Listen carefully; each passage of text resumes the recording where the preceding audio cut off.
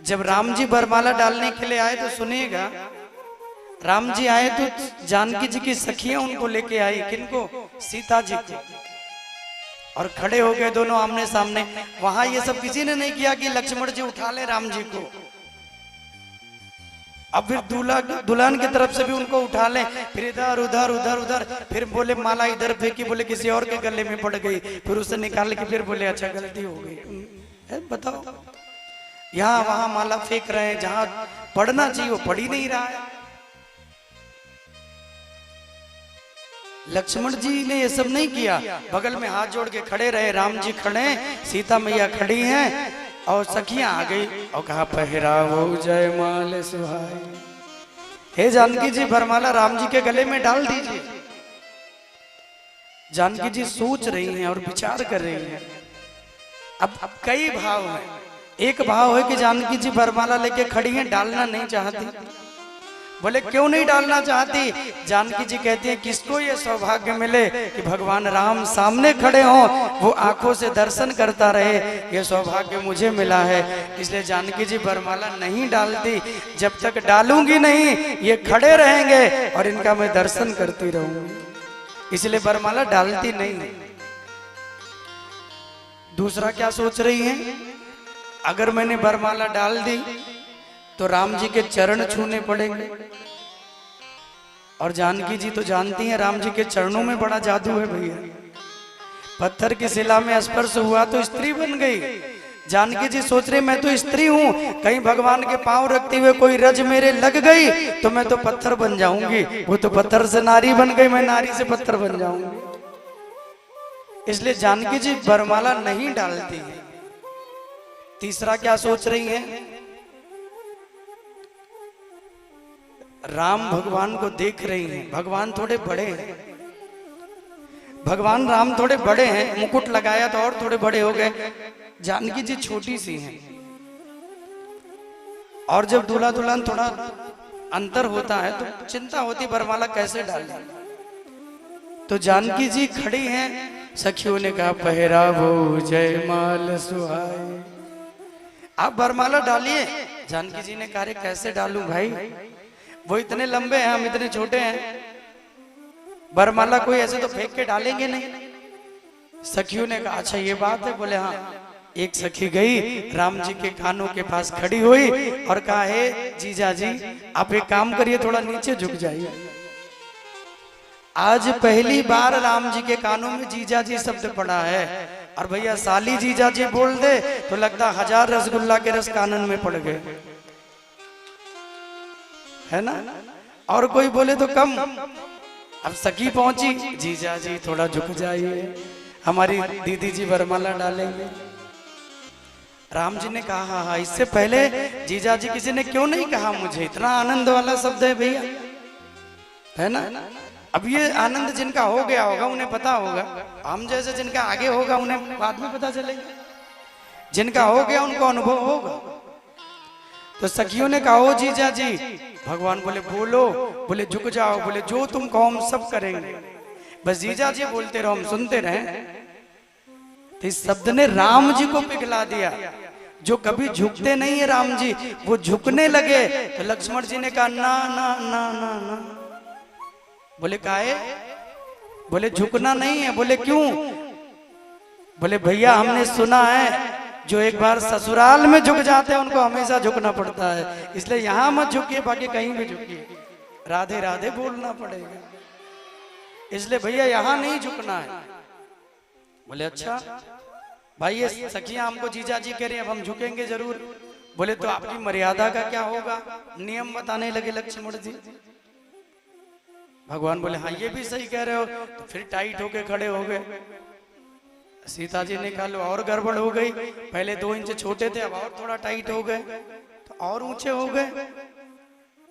लक्ष्मण जी ने कहा भैया यहाँ नहीं झुकना, अयोध्या में चल के झुक जाएंगे तो चलेगा, लेकिन जनकपुर में नहीं। तो जानकी जी फिर विचार करने लगी अब क्या करूं। तो उन्होंने लक्ष्मण जी की ओर देखा। देवर को बेटा कहा गया है मानस में। जो छोटा देवर होता है वो भाभी को पुत्र के समान प्रिय होना चाहिए, और जो भाभी है वो देवर के लिए माँ के समान आदरणीय होनी चाहिए। अब जब जानकी जी ने देखा लक्ष्मण जी की ओर, लक्ष्मण जी ने प्रणाम किया, हे माँ मुझे आज्ञा करिए। तो जानकी जी बोली, हे लखन के अवतार मुझे दे दो सहारा, छो भूलूंगी नहीं कभी मैं उपकार तुम्हारा। हे शेष के अवतार मुझे दे दो सहारा, भूलूंगी नहीं कभी मैं उपकार तुम्हारा। थोड़ी देर के लिए लखन धरती को उठा लो, ये भाभी तेरे भैया को जयमाल पहना ले। थोड़ी देर के लिए आप एक काम करिए। अब देखो मुंह से बातें नहीं हो रही है, इशारों इशारों में बातें हो रही है भैया रत्न। नेत्रों से कई बार दो लोग खड़े हों तो बोल के बात नहीं होती, आंखों से ही बात हो जाती है। तो माँ ने कहा कि हे लक्ष्मण जी, बोले हाँ माँ आज्ञा करिए। इशारों से बोले हमने सुना कि तुम धरती को धारण की हो। बोले हाँ। शेष के अवतार हो। बोले हाँ हैं। आज्ञा करिए। बोले एक काम करिए, जो धरती तुमने धारण की है ना, जहां मैं खड़ी हूं वहां थोड़ा उठा दीजिए। सब मत उठाना, जहां मैं खड़ी हूं वहां थोड़ा धरती उठा दीजिए और मैं थोड़ा ऊंची हो जाऊं, राम जी के गले में वरमाला डाल दूं। हे शेष के अवतार मुझे दे दो सहारा, भूलूंगी नहीं कभी मैं उपकार तुम्हारा। और थोड़ी देर के लिए लखन धरती को उठा लो, ये भाभी तेरे भैया को जयमाल पहना ले। अब लक्ष्मण जी विचार करने लगे कि माँ ने पहली बार कोई आज्ञा दी है। जनकपुर में आए हैं तो माँ ने पहली बार कोई आज्ञा दी है, और वो भी मैं ना मानूं तो फिर ये तो अपराध होगा। तो कहा कि माँ आप चिंता मत करिए, इशारों में कहा, हम जो करेंगे बस वो देखते जाइए और झट माला पहना दीजिएगा। तो इतना सुनकर लक्ष्मण फौरन हुए खड़े और श्री राम जी के चरणों में झट जाके गिर पड़े। इतना कहकर लक्ष्मण जी खड़े हुए, बोले भैया प्रणाम, और झट लेट गए। बोले वाह खुश रहो बेटा, तुमने बहुत सुंदर प्रणाम किया है।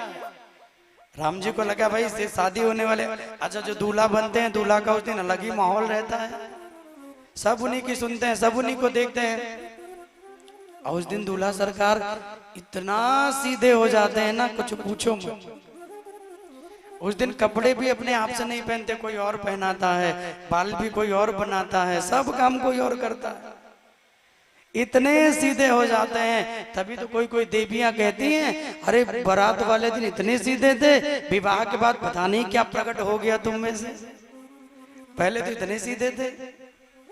तो लक्ष्मण जी ने कहा, लेट गए कि इतना सुन के लक्ष्मण फौरन हुए खड़े, श्री राम जी के चरणों में झट जाके गिर पड़े।